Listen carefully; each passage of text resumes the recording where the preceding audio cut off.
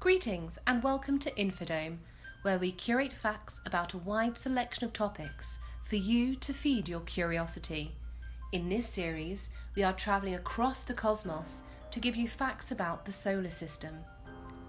Mars is the fourth planet from the Sun and last of the terrestrial planets.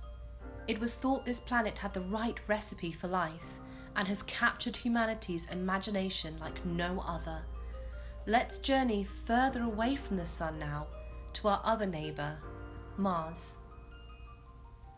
If the Sun were as tall as a typical front door, Earth would be the size of a dime, and Mars would be about as big as an aspirin tablet, so roughly half the size of Earth.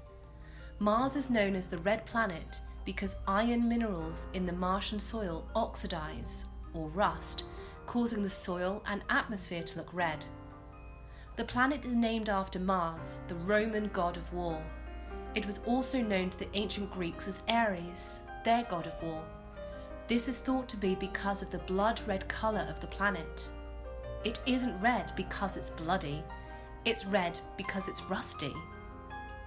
Its average distance from the Sun is about 228 million kilometres.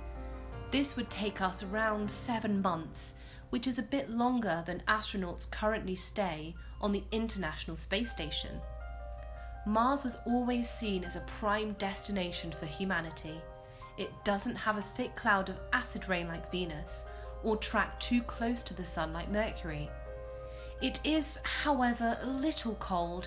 The average surface temperature is about minus 60 degrees Celsius.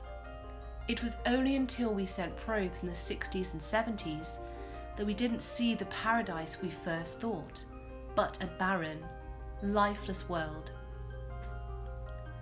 Although Mars enjoyed its moment in the Sun too, a rich atmosphere with rivers and seas flowing over its surface for hundreds of millions of years. But Mars, being smaller than Venus and Earth, couldn't hold on to its atmosphere. The water evaporated straight into space, leaving only water trapped in patches of ice.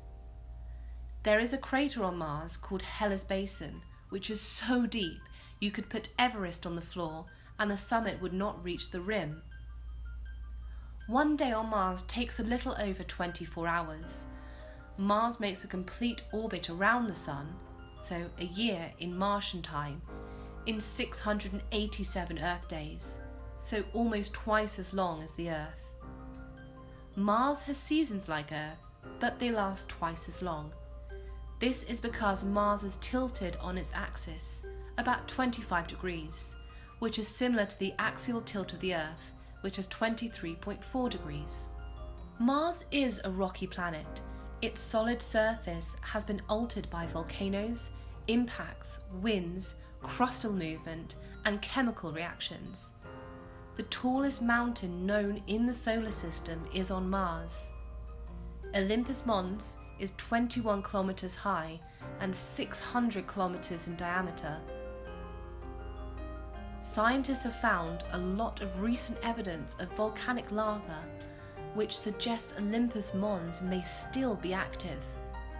The grandest feature on the surface is Valles Marineris, which is a canyon discovered in the 1970s. It's a huge crack on the surface of Mars, 4,000 kilometers long, 200 kilometers wide, and 7 kilometers deep. That is 10 times the size of the Grand Canyon. Like Earth, Mars has polar ice caps, which are made up of mostly water. There is a thick layer of CO2 in the winter, which gets melted in the summer months, turning it into a gas, which then blows away from the poles, generating extreme winds. Mars has a thin atmosphere, made up of mostly carbon dioxide, argon, nitrogen, and a small amount of oxygen and water. All this combined gives Mars these extremely huge dust storms, the largest in our solar system. Due to the elliptical shape of the planet's orbit around the Sun, it is more elongated than many of the other planets, and these oval-shaped orbits result in these fierce dust storms that cover the entire planet and can last for many months. Mars has two potato-shaped moons named Phobos and Deimos. Phobos is unassuming at only 25 kilometres across, and Deimos is just 15 kilometres. Scientists think these moons were rogue asteroids from the nearby asteroid belt which came too close to Mars and simply got caught up in Mars's gravitational field. Phobos is so quick, it orbits faster than the rotation of the planet itself. The tidal pull from Mars is causing Phobos to edge ever closer to the Martian surface. In a few million years, it's expected to drop so low it will crash through the atmosphere and impact the surface with such power. It'll be fascinating to watch. Several missions have visited this planet, from flybys and orbiters to rovers on the surface. The first true Mars mission success was the Mariner 4 flyby in 1965. Only 16 of the 39 Mars missions have been successful, beginning with the USSR's Marsnik 1, which was launched in 1960. In 2016, Europe's Exobiology on Mars program was launched to search the planet for signs of Martian life, as well as study the surface and terrain of the planet, and map potential environmental hazards to future manned missions to Mars. The second phase is due to launch in 2020, where we will learn so much more about what the planet has to offer. Mars is the only planet that we know of that's completely inhabited by robots. Now that's pretty cool. The Curiosity rover has been the most successful mission to date. This robot with an inbuilt chemistry lab has been analysing the red planet soil and confirmed 2% of the soil is made up of water. Curiosity had found evidence of just how wet Mars had been. For hundreds of millions of years, Mars was almost completely covered in water. The Mars Reconnaissance Orbiter, or MRO, has been navigating around the planet since 2005. In 2017, MRO took images of Eridana Basin and saw 400-metre thick deposits of minerals, which are the building blocks for life on Earth. Life could have started on Mars, but never got the chance to flourish. There may still be life in bacterial forms locked away in the ice, waiting to be discovered. At this time, Mars's surface cannot support life as we know it. However, if we dig down, it is teeming with resources.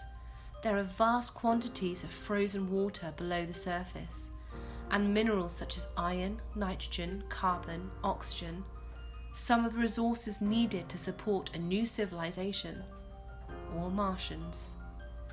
Current missions are determining Mars's past and future potential for life. With the exception of Earth, Mars is the most hospitable to life. A number of space missions are planned for the next decade, thus further increasing our understanding of Mars as to whether it may be a viable planet for a colony. That concludes this episode of our adventures around the solar system.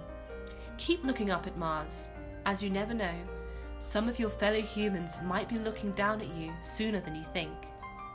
In the next episode, we meet the largest and most influential planet in the solar system, Jupiter.